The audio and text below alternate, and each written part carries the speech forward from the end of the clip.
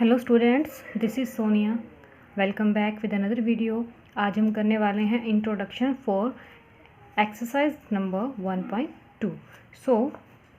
इसमें हम सीखेंगे कुछ प्रॉपर्टीज़ के बारे में एंड देन हम इसकी एक्सरसाइज करना शुरू करेंगे। यहाँ पे लिखा है 1.3 properties of addition and subtraction of integers. तो इंटीजर्स में जो हम एडिशन एंड सब्ट्रैक्शन करते हैं तो उनकी कुछ प्रॉपर्टीज़ हैं। क्लियर? सो फर्स्ट वन आती है आपकी क्लोजर अंडर एडिशन। तो ये जो कुछ प्रॉपर्टीज़ है ना, ये जब हम सॉल्व करेंगे इंटीजर्स के क्वेश्चन तो काफ़ी हेल्प करेंगे इसमें, तो बहुत ही ध्यान से इनको समझना है। So we have learn that sum of two whole numbers is again is whole number. दो नंबर्स का जब हम सम करते हैं किसी होल नंबर्स का तो उनका जो एडिशन होता है वो भी क्या होता है, एक होल नंबर ही होता है। For example 17 + 24 is equal to 41। अब देखिए कोई भी दो नंबर्स मैंने ऐड किए तो मुझे जो रिजल्ट मिला वो किस में मिला, होल नंबर में मिला। सिमिलर वे से जब मैं इंटीजर्स की बात करती हूँ, जब भी हम इंटीजर्स को ऐड करते हैं देन जो सम आता है तो वो भी क्या आता है, आपका इंटीजर ही आता है। So we know that this property is known as the closure property for addition of the whole number. अगर मैं इस प्रॉपर्टी की बात करती हूँ तो ये क्या शो कर रहा है कि ये शो कर रही है उसकी क्लोजर प्रॉपर्टी किसके लिए, एडिशन के लिए और होल नंबर्स की। लेकिन मैं किसकी बात कर रही हूँ, इंटीजर्स की। तो सेम केस में क्या हो जाएगा, जब हम दो इंटीजर्स को ऐड करेंगे तो हमें जो रिजल्ट मिलेगा वो भी क्या मिलेगा, इंटीजर मिलेगा। सो नाउ नेक्स्ट मूव करते हैं। अब देखिए हम यहाँ पे यूज़ कर रहे हैं इंटीजर्स को। So let us see whether this property is true for integer और नॉट। मतलब कि जो हम प्रॉपर्टी की बात कर रहे थे पीछे कि क्या वो ट्रू है इंटीजर्स के लिए या नहीं। तो यहाँ पे कुछ स्टेटमेंट्स लिखी हुई हैं और हम इनके रिजल्ट फाइंड आउट करके यहाँ पे रिजल्ट लिख सकते हैं। देन आप फाइंड आउट कर सकते हैं कि वो स्टेटमेंट को फॉलो कर रहे हैं या नहीं। अब देखिए यहाँ पे नंबर लिखे हैं 17, 23, तो रिजल्ट आया 40। तो अगर हम बात करें नंबर्स की तो ये भी क्या है, इंटीजर्स ही हैं। तो जो आपको यहाँ पे आउटपुट मिल रही है 40, तो वो भी क्या आ रही है, इंटीजर आ रही है। सिमिलर केस से जो माइनस का 10 है और प्लस का 3 है, तो जब वो सॉल्व करेंगे तो आंसर क्या आएगा, माइनस का 7। तो ये भी क्या शो करेगा, एक इंटीजर शो करेगा। ठीक है, तो मतलब क्या हुआ इसका कि जो इंटीजर्स हैं आर क्लोज अंडर एडिशन। जो इंटीजर होते हैं वो क्या है, क्लोज अंडर एडिशन, यानी इस प्रॉपर्टी को फॉलो करते हैं। और अगर मैं इन शॉर्ट में बात करूँ कि किन्हीं भी दो इंटीजर्स को अगर हम क्या करते हैं, ऐड करते हैं, देन जो हमें रिजल्ट क्या मिलता है,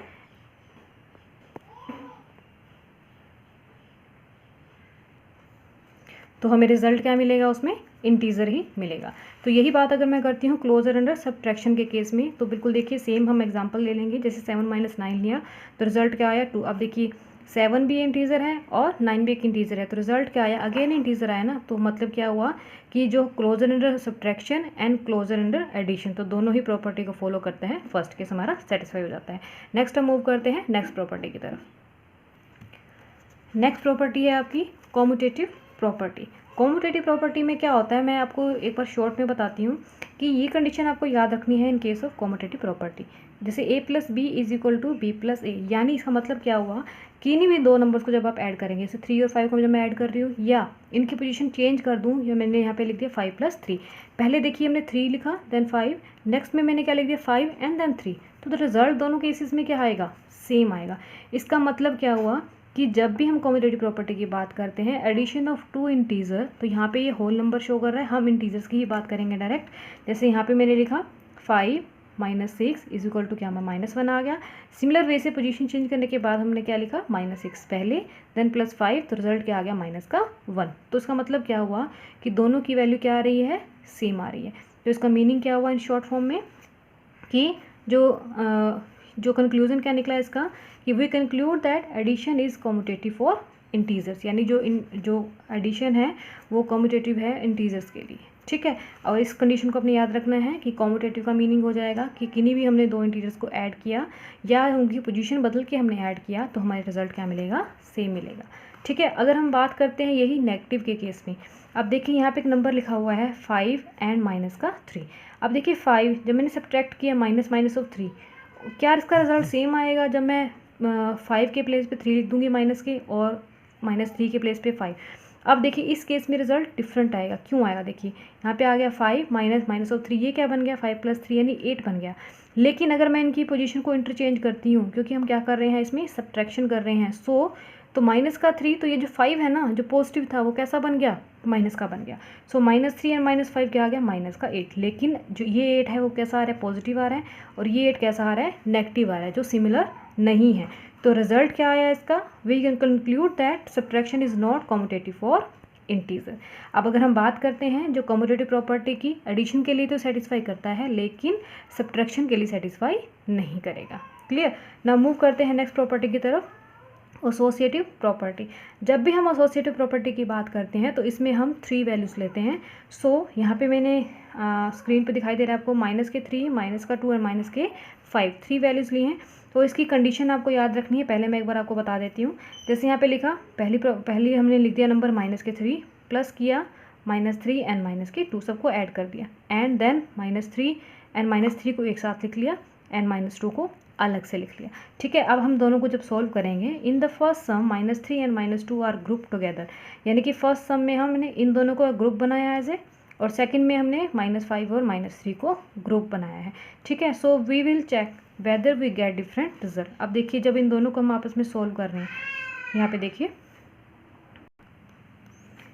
तो बोथ केसेस में ही रिजल्ट क्या आ रहा है आपके पास, -10 आएगा। इसका मतलब क्या होगा कि this show that addition is associative for integers. तो मतलब क्या हुआ कि जब रिजल्ट दोनों ही सेम आ गए तो इसका मतलब हुआ कि जो एडिशन है is associative for integers.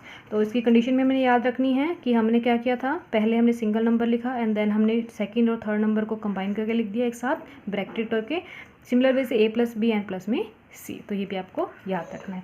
Next आता है additive identity.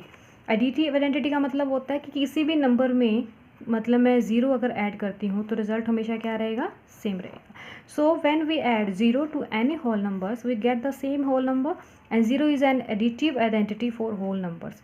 So is it an additive identity again for integer also. ये प्रॉपर्टी तो हम होल नंबर्स में पढ़ चुके हैं। अब कह रहे हैं क्या ये प्रॉपर्टी सेटिस्फाई करती है एडिटिव आइडेंटिटी किसमें, इंटीजर्स के लिए। सो मैंने यहाँ पे फर्स्ट लिया, देखिए -8। ठीक है। इसमें हमने 0 ऐड किया तो रिजल्ट क्या आया, -8 आया।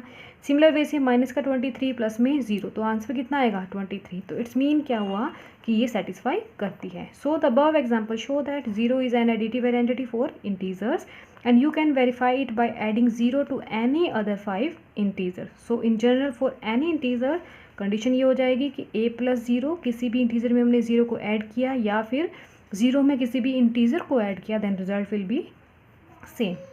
क्लियर। आई होप आपको सभी प्रॉपर्टी समझ में आ ही होंगी। तो इसी पे बेस्ड हम इसकी जो एक्सरसाइज है 1.2 करेंगे। आई होप अगर आपको ये समझ में आ गए हैं तो क्वेश्चन आपको इजीली समझ में आ जाएंगे। So do watch my next video for more questions. Thank you and bye bye for now.